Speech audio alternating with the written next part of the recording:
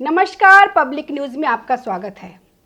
National Herald मामले में दिल्ली के राउज एवेन्यू कोर्ट ने सोनिया और राहुल गांधी को नोटिस दिया। कोर्ट में मामले की दूसरी सुनवाई हुई थी। कोर्ट ने मामले में Sam Pitroda, Suman Dubey, Sunil Bhandari, messrs Young India और messrs Dotex merchandise private limited को भी नोटिस दिया है। 25 अप्रैल को कोर्ट ने सोनिया गांधी, राहुल गांधी को नोटिस जारी करने से इनकार कर दिया था। कोर्ट ने कहा था कि आरोपियों का पक्ष सुने बिना हम नोटिस जारी नहीं कर सकते। स्पेशल जज विशाल गोगने ने प्रवर्तन निदेशालय की याचिका पर 25 अप्रैल को पहली सुनवाई की थी। उन्होंने कहा कि ईडी की चार्जशीट में कुछ डॉक्यूमेंट्स भी गायब है। उस डॉक्यूमेंट्स को दाखिल करिए, उसके बाद नोटिस जारी करने पर फैसला करेंगे। ईडी ने कांग्रेस के नेशनल हेराल्ड अखबार और एसोसिएट जनरल लिमिटेड से जुड़े मनी लॉन्ड्रिंग केस में 9 अप्रैल को पहली चार्जशीट दाखिल की थी। इसमें सोनिया गांधी, राहुल गांधी, सैम पित्रोदा और सुमन दुबे को आरोपी बनाया था। ईडी ने कोर्ट से कहा था कि हमारी तरफ से कुछ भी नहीं छिपाया जा रहा। संज्ञान लिए जाने से पहले उन्हें अपनी बात रखने का मौका दिया जा रहा है। हम नहीं चाहते कि आदेश जारी करने में ज़्यादा वक्त लगे, इसलिए कोर्ट ने नोटिस जारी करना चाहिए। इस पर जज ने कहा कि जब तक कोर्ट इस बात से संतुष्ट नहीं हो जाता कि नोटिस की ज़रूरत है, हम कोई आदेश पारित नहीं कर सकते। आदेश जारी करने से पहले यह देखना होता है कि उसमें कोई कमी तो नहीं। इससे पहले 12 अप्रैल 2025 को जांच के दौरान कुर्क संपत्तियों को जब्त करने की कार्रवाई की गई थी।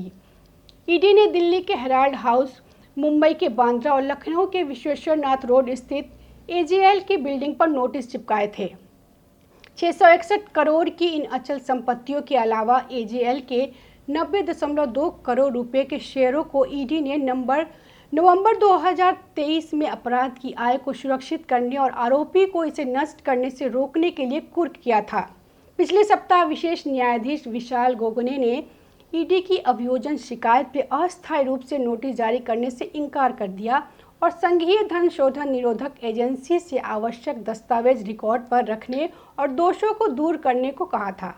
चूंकि अभियोजन पक्ष ने तर्क दिया कि अदालत आरोपी को सुने बिना आरोप पत्र पर संज्ञान ले सकती है और इसलिए नोटिस जारी किया जाना चाहिए। न्यायाधीश ने कहा था कि मैं संतुष्ट होने तक ऐसा आदेश पारित नहीं कर सकता। इसके बाद अदालत ने मामले की सुनवाई 2 मई को तय की थी। ईडी ने हाल ही में नेशनल हेराल्ड मामले में सोनिया गांधी और राहुल गांधी समेत वरिष्ठ कांग्रेस नेताओं के खिलाफ अभियोजन शिकायत दर्ज की है। आरोप पत्र में कांग्रेस के overseas chief Sam Pitroda, Suman Dubey और अन्य के नाम शामिल है।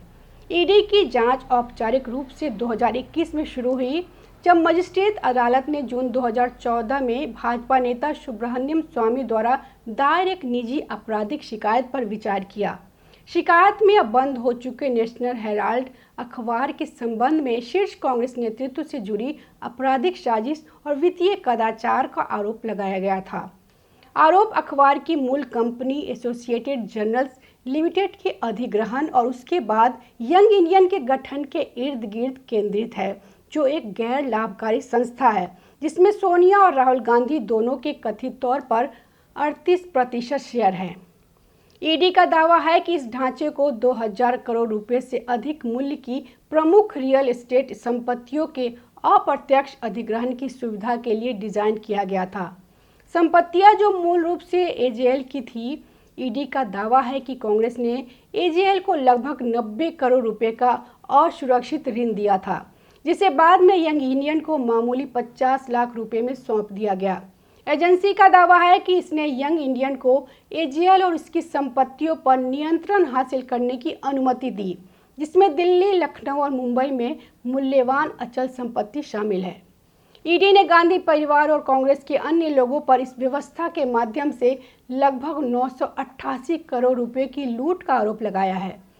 वहीं कांग्रेस पार्टी ने ईडी और केंद्र पर जांच एजेंसियों को राजनीतिक प्रतिशोध के उपकरण के रूप में इस्तेमाल करने का आरोप लगाया है।